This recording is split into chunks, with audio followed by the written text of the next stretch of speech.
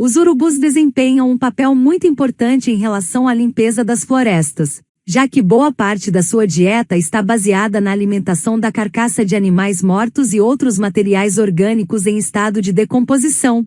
Esse comportamento contribui para diminuir a propagação de doenças pelo fato das carcaças conterem bactérias que poderiam causar botulismo, antraz, raiva e cólera. Em áreas que não são encontrados urubus, as carcaças levam de 3 a 4 meses para se decompor, aumentando o risco de propagação destas doenças.